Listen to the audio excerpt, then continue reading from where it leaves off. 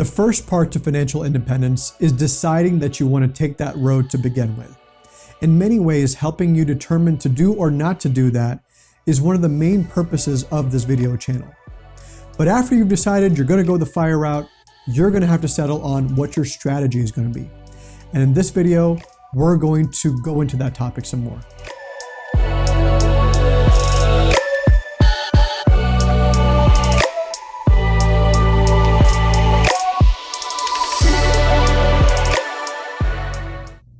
I want to start out by saying that determining strategy is probably best discussed with a qualified financial advisor. So I do encourage you to set up your consultation with us as soon as you're done watching this video. There's just so many different elements involved, different variables involved, and not many people have the ability to lay it out properly strategy-wise. Now that said, we can definitely go into some of the basic tenets that you would want to think about. So one of the major considerations you're going to want to determine is how quickly do you want to reach your target net worth? Now, just as a reminder, your target net worth is the number you need to reach. We also refer to that on this channel as your early retirement nest egg, which should last you the remainder of your life. And there are three basic options here. You can do it quickly, you can do it slowly, or you can do it somewhere in between. And we're going to go through each of these options and discuss the pros and cons of each of them. Option number one, do it quickly. Now, for some people, they want their financial freedom so badly, they're willing to take on severe sacrifices to make it happen. Now, this is a scenario where you are working a high-paying, and also, I might add, high-stress job, and your target savings percentage is roughly between 40 to 70% of your income. So you're maxing out your 401k, that's $20,000 a year. Then you're maxing out your IRA, that's $6,000 a year. And then on top of that, you're keeping your expenses as low as you can and then saving and investing whatever's left. Now, of course, the main pro to this approach is that you're likely to reach your target net worth a lot quicker. And depending on your income, it can be done in a matter of 5, 10, maybe even 15 years. The cons, however, are worth talking about. The stress is going to be tremendous.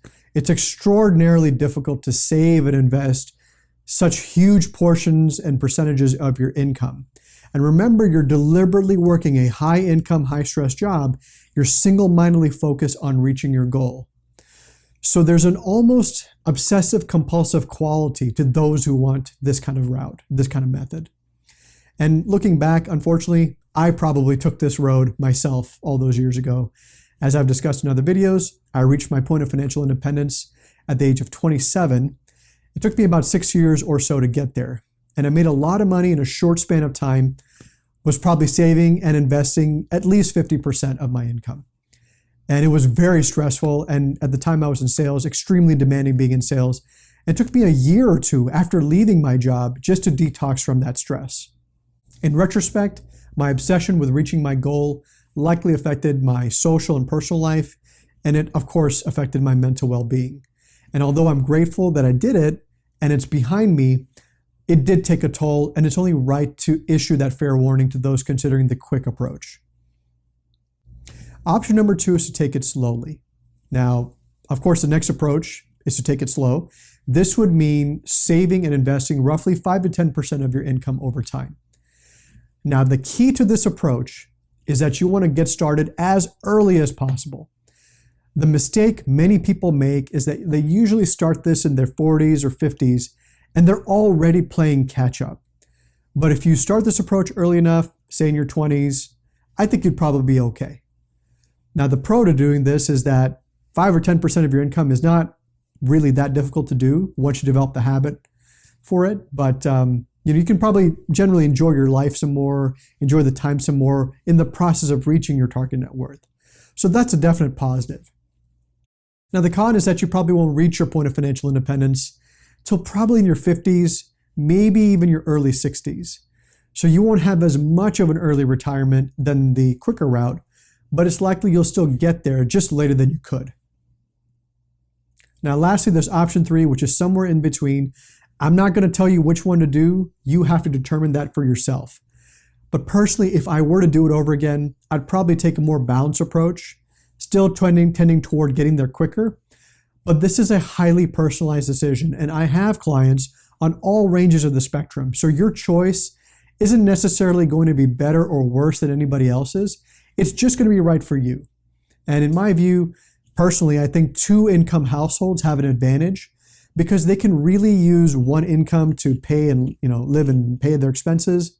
The other income is devoted totally to the saving and investing and financial independence goals. Now, as with all things worth having, the hardest part is usually getting started. So my advice to you is just get started where you are and make adjustments along the way. A couple final notes I want to make on strategy. The key to achieving your financial independence goal is to develop your savings muscle, right? You're not hitting massive home runs in the market because you cannot control what the market does, and nor should you try to predict it.